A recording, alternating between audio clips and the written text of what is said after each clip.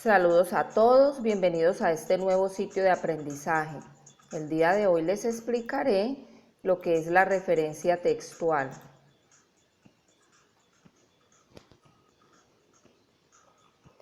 La referencia textual me permite comprender la relación de todos los elementos de un texto a través de la coherencia y la cohesión, y en lo posible sin repeticiones innecesarias.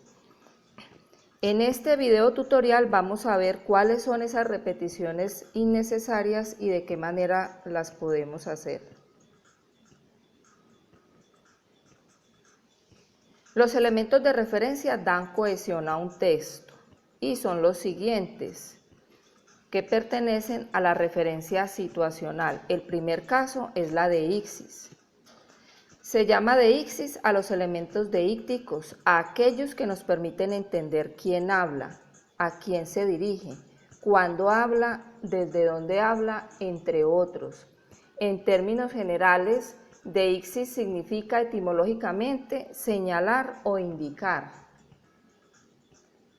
Son deícticas todas las expresiones lingüísticas que se interpretan dentro de un elemento de la comunicación, como lo es el emisor, el receptor, el espacio y el tiempo. Los deícticos cobran sentido en el momento de la comunicación y de acuerdo al contexto que se viva. ¿Qué quiere decir el contexto? Pues el sitio donde se encuentre el grupo de personas o las personas que están dialogando y el tema sobre el cual dialogan.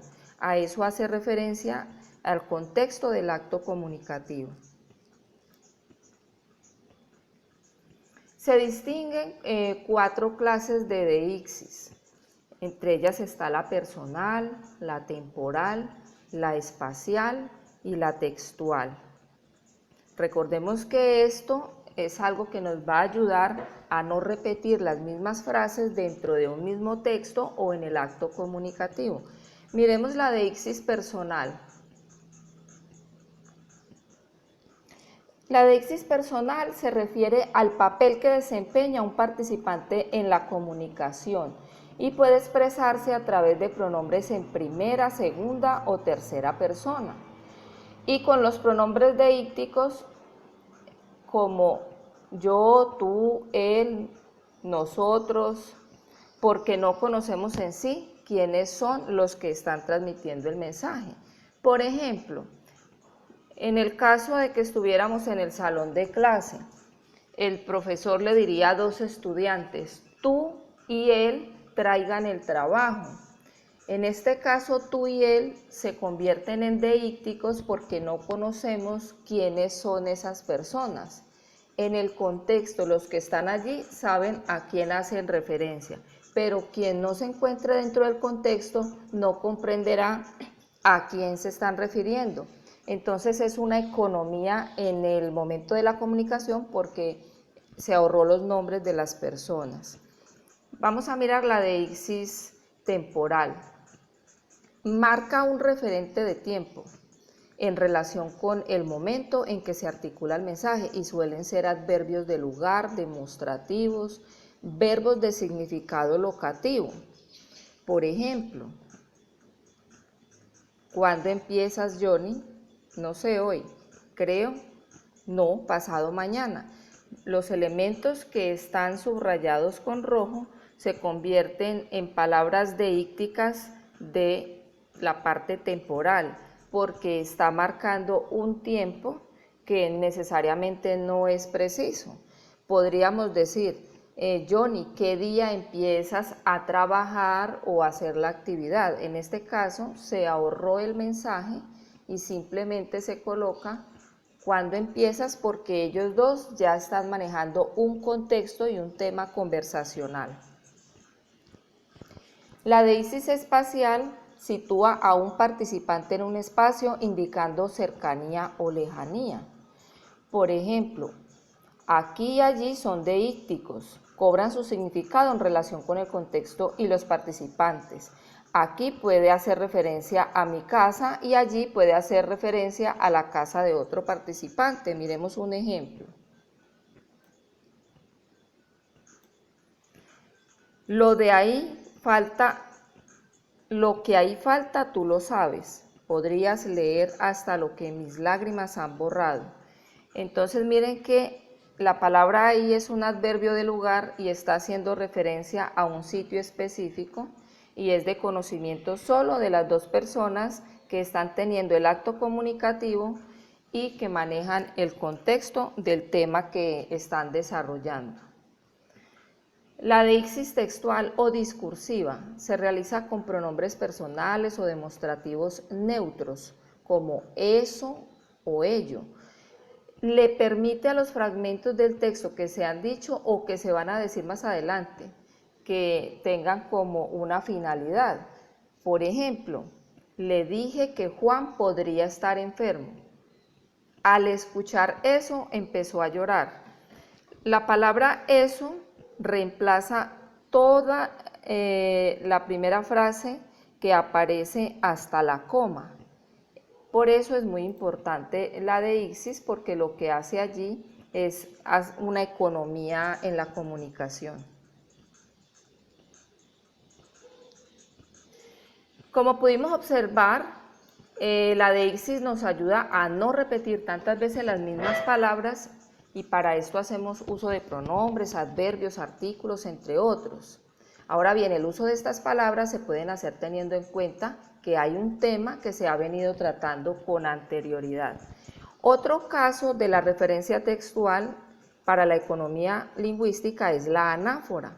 Cuando hablamos de anáfora, mencionamos un signo gramatical donde se interpreta en función de un elemento léxico, es decir, que la anáfora ya apareció anteriormente en el discurso y por eso no se menciona en la siguiente frase.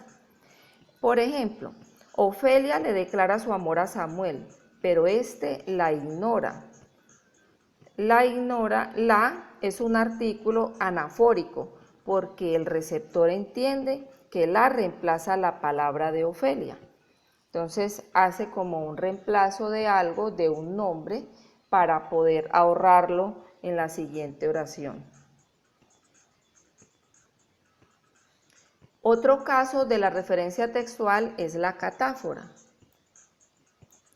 Hablamos de catáfora cuando un signo gramatical se interpreta en función de un elemento léxico que aparece posteriormente en el discurso.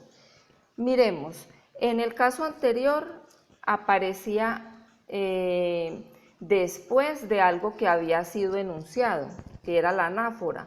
La anáfora aparecía después de algo que ya enunciaron en una oración anteriormente.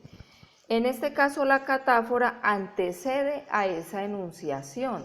Ya esos pronombres o esos artículos están antes de que enuncien los nombres. Por ejemplo, ya estaban todos allí, Susana, Andrés y Miguel. La palabra todos se convierte en catáfora porque está antecediendo al discurso o a los nombres de las personas a los que hacen referencia. Y los que se encuentran en ese contexto van a saber de quiénes están hablando. Entonces podemos ver que todos cumple la función de un elemento catafórico porque anuncia luego los que van a venir.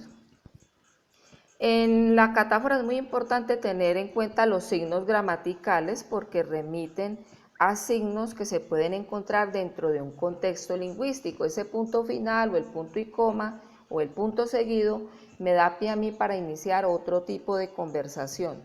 Como ustedes pueden observar en la imagen, hay uno de los participantes que no sabe a qué hace referencia a todos.